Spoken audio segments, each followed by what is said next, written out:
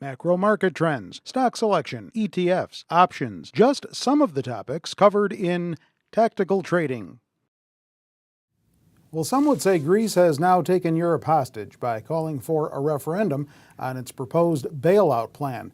That news sent the S&P 500 tumbling nearly 3%. That means it's time to check in with our own tactical trader, Kevin Cook, to see what damage has been done to the fourth quarter stock rally. Gee, just when we thought that we were out of the recession woods, Europe was going to fix its problems, now we got this to deal with. Was this a black swan? Could this kill the whole recovery? I don't think so. And that's a good question. You know, it's almost a black swan. It's a mini black swan. Taleb defines a black swan as being unpredictable and having a large impact. Okay. This could have been slightly predictable in somebody's book, but to most participants, it was like, what? Greece is going to take Europe hostage? And, you know, they just went rogue, as I called it yesterday. But it raises a lot of questions, and it steals some of the confidence that we had building into this rally. So let's take a look at the chart. You know, what we did is we pulled all the way back to, you know, below S&P 1220. But as I wrote a note before the open yesterday morning, I see strong support between 1200 and 1220 in the S&P, and I saw this as a buying opportunity. And I said, you know, really, we should be buying the fear here because I don't think this is that big a deal. And really, we were out of the woods recession-wise. So last week, let's look at the two big pieces of news. We got GDP at 2.5% for the third quarter, right. First reading, so subject to revision, and then the Greek debt deal. Great, but the market had already rallied, you know, 15% before that.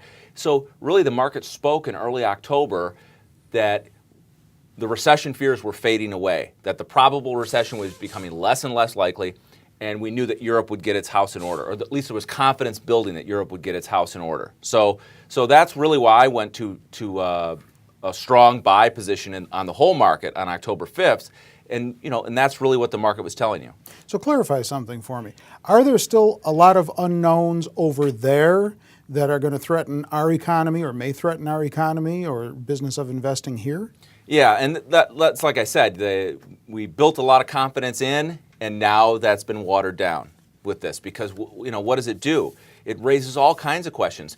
You know, the so-called troika, the IMF, the EU, and the ECB, you know, they're the money powers here. They're the ones that are going to dole out the change for this debt deal, and they got everybody to agree to a 50% haircut on Greece's debt. But now, Greece holding this hostage until January makes the IMF and the EU say, well, we don't even know if we can deliver the next tranche of bailout money to help you get through. Yeah. So that's a big question. You know, then you're looking at if they're cautious internally, then outsiders who might want to help, such as China, are going to also be cautious.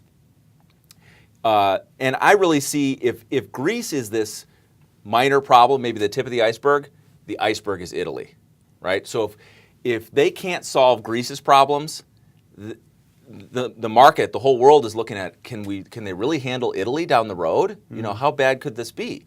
So whereas I thought that they could just print trillions of euros and take care of everybody and get this done, there's a lot of doubt being raised now. So, you know, we were worried about a catastrophe, a run on the bank, so to speak, a Lehman-type event. Yep. I still don't think that's going to happen, but we've lost some confidence here, and that's the important thing. But let me give you some perspective. All right. All right, let's put Greece in perspective here. Okay.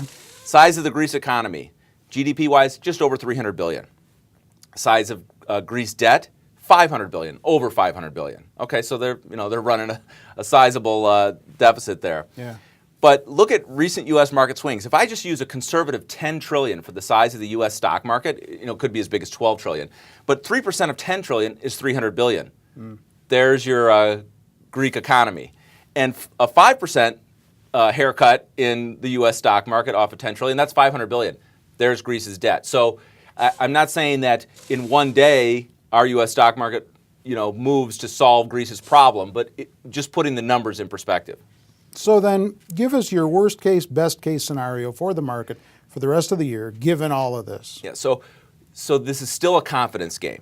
And the other question that nobody's really talking about, but is in the backdrop is, does Europe go into recession? And if they do, does that lead to a recession for us in 2012? So, let's go back to the chart here. I see strong support on the S&P 500 at 1175. So I see strong support at 1200, but on some fear-driven move, we pull all the way back to 1175, maybe even 1150. I'm still a bull, though. I still see us higher by year end. I still see us above 1300 on the S&P. So worst case scenario is Europe. The G20 meeting is this week, right? Yeah, and they've already called the Greek president. Hey, come to the throne here. We need to have a little chat. Yeah. And maybe they'll get something done. Maybe they won't. So if this drags out and this really goes to a vote in January, probably all bets are off, and that would be the worst case. And it's S&P back down to 1150, and kind of in a holding period until this gets solved. So the sort of the middle scenario is we trade above 1200 here, and we think any day they're going to solve this. All right, he's Kevin Cook. He's our tactical trader at Zacks.com. Follow his column. He has sometimes 2-3 columns a week that I'm sure you're going to find interesting. So check back frequently to our homepage at Zacks.com. Kevin's picture is there, and always the headline of his most recent column is right next to it. You can also follow him on Twitter at Kevin B. Cook. And with Kevin, I'm Terry Ruffalo.